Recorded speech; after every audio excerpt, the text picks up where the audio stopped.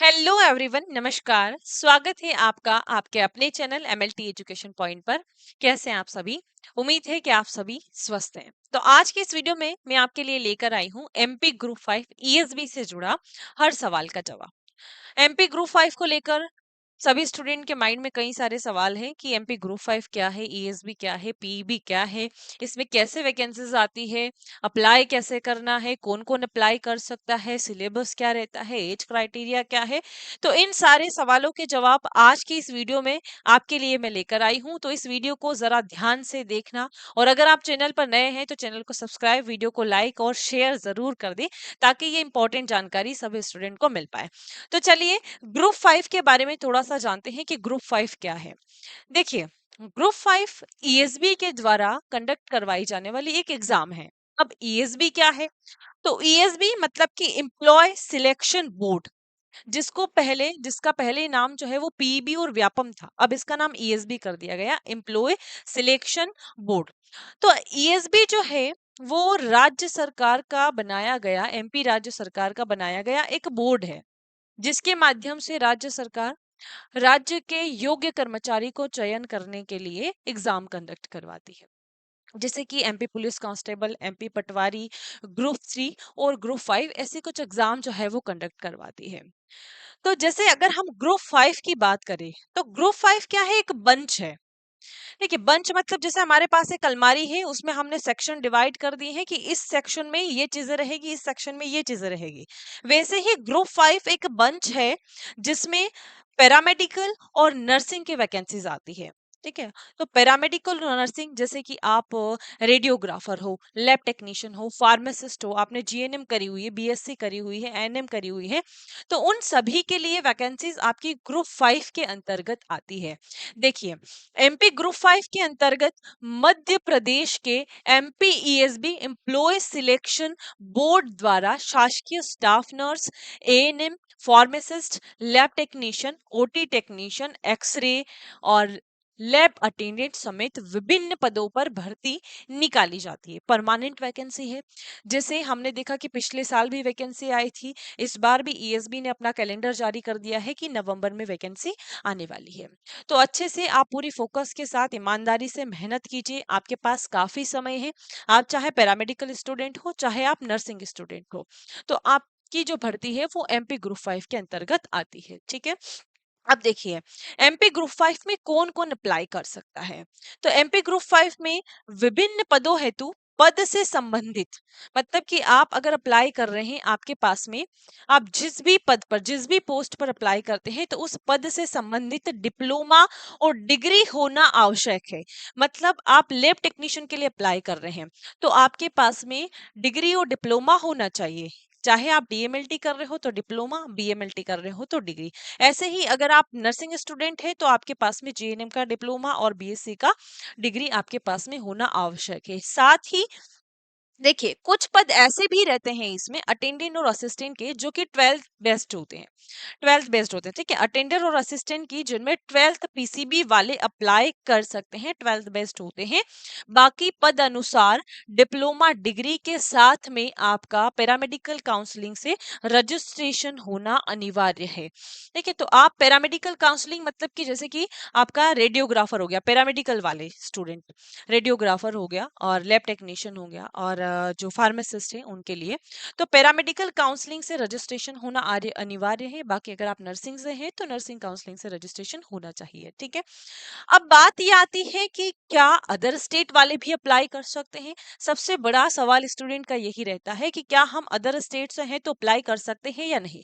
तो हाँ, आप अप्लाई कर सकते हैं, लेकिन आपके पास में पद के अनुसार डिग्री डिप्लोमा, पद के अनुसार डिग्री डिप्लोमा के साथ साथ जिन पद पर आप अप्लाई कर रहे हैं, तो उसमें एमपी काउंसलिंग का रजिस्ट्रेशन आपके पास में होना चाहिए। और देखो, रजिस्ट्रेशन चाहे आप एमपी से करो, चाहे आप अदर स्टेट से करो, तो रजिस्ट्रेशन तो आपका होना ही चाहिए। लेकिन अदर स्टेट वाले करते हैं तो उनके पास में एमपी पैरामेडिकल काउंसलिंग का रजिस्ट्रेशन होना अनिवार्य है, और उनको जनरल कैटेगरीज में लिया जाता है। ठीक है। बाकी आप सभी अप्लाई इसमें कर सकते हैं।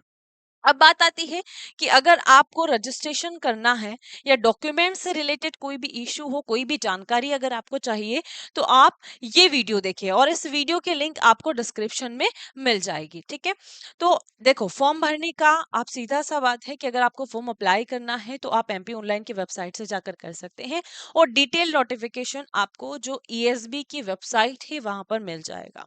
तो सारी जानकारी जो न्यू नोटिफिकेशंस आते हैं उसमें आपको सारी जानकारी आपकी ईएसबी की वेबसाइट पर भी मिल जाएगी। और ये सारे नोटिफिकेशन जैसे ही वैकेंसी आती है हम टेलीग्राम पर भी अपलोड कर देते हैं, तो टेलीग्राम पर आप हमारे साथ जुड़ जाइए और उसकी लिंक भी आपको डिस्क्रिप्शन में मिल जाएगी।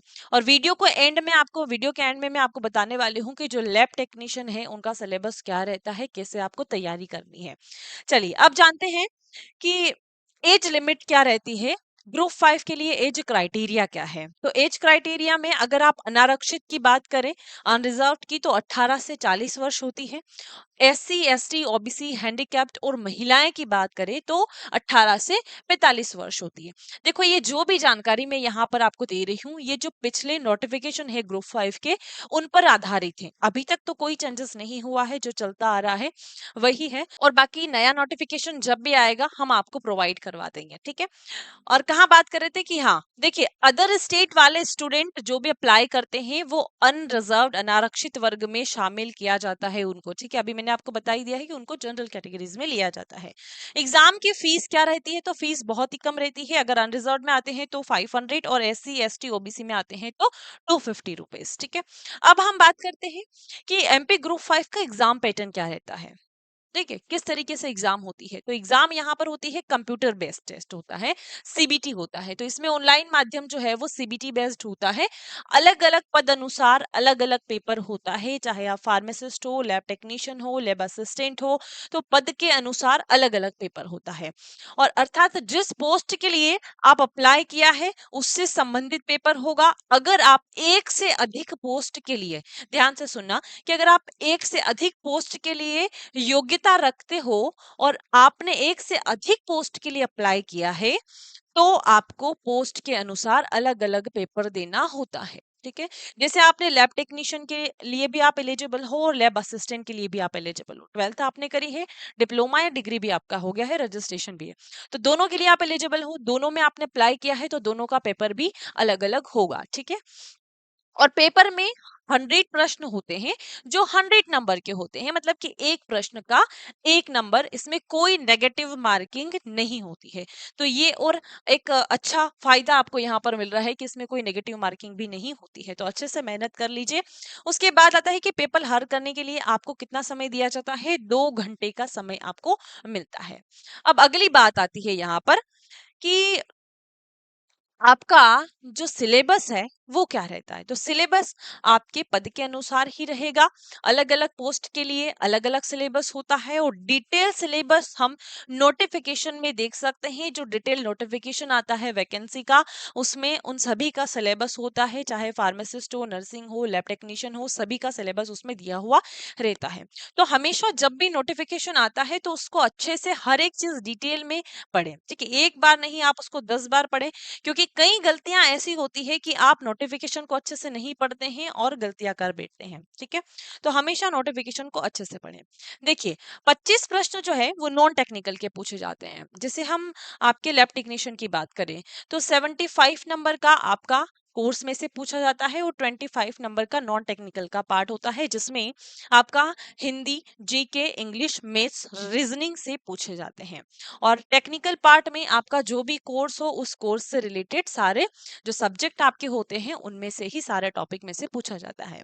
ठीक है, अटेंडेंट और असिस्टेंट जो 12th बेस होते हैं, तो 12th बेस आधारित जो पोस्ट होती है उनका टेक्निकल में जो 12th लेवल तक का होता है, जैसे कि फिजिक्स, केमिस्ट्री और बायोलॉजी, तो इनमें से पूछा जाता है। ठीक है, अब अगर आपको लैब टेक्नीशियन का सिलेबस जानना है तो वीडियो देखें और उसकी लिंक आपको डिस्क्रिप्शन में मिल जाएगी। उसका जो सिलेबस है वो भी आपको डिस्क्रिप्शन में मिल जाएगा कि लैब टेक्नीशियन का सिलेबस क्या रहता है। ठीक है, समस्त जानकारी मैंने बताया है कि पिछले ग्रुप 5 के नोटिफिकेशन पर आधारित है और ग्रुप 5 के नोटिफिकेशन की पीडीएफ आपको हमारे टेलीग्राम चैनल पर देखने को मिलेगी। टेलीग्राम की लिंक भी आपको डिस्क्रिप्शन में मिल जाएगी। जो ओल्ड आपका नोटिफिकेशन है उसकी नई नोटिफिकेशन जब भी आएंगे हम आपको प्रोवाइड करवा देंगे। तो आप हमारे साथ इंस्टा पर भी जुड़ सकते हैं, टेलीग्राम पर भी जुड़ सकते हैं, सभी की लिंक आपको डिस्क्रिप्शन में मिल जाएगी। और अगर आप लैब टेक्नीशियन की तैयारी कर रहे हैं, गवर्नमेंट एग्जाम की प्रिपरेशन कर रहे हैं, तो आप MLT education point app download कीजिए। वहां पर आपको महाराजा बैच मिलेगी। देखिए, ये Maharaja batch one of the most advance batch है फॉर ऑल लैब टेक्नीशियन। आप चाहे कोई से भी एग्जाम की तैयारी कर रहे हो, चाहे आप ईएसबी की कर रहे हो, आरआरबी की कर रहे हो, ईएसआईसी की कर रहे हो, किसी भी एग्जाम की, गवर्नमेंट एग्जाम की प्रिपरेशन अगर आप कर रहे हैं, तो आप महाराजा बैच ज्वाइन कर सकते हैं।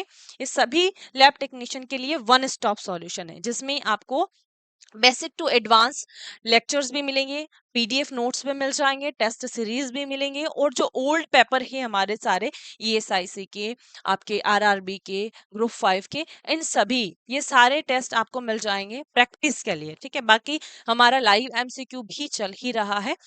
बाकी और भी कोई जानकारी आपको अगर एप्लीकेशन से रिलेटेड, कोर्स से रिलेटेड आपको चाहिए, तो इन नंबर पर आप संपर्क कीजिए। ये व्हाट्सएप नंबर है, इन पर आप मैसेज करके पूछ सकते हैं। ठीक है, तो उम्मीद है कि आज की वीडियो आपके लिए हेल्पफुल रही होगी। मिलते हैं अगली जानकारी के साथ, अगले वीडियो के साथ। Thank you.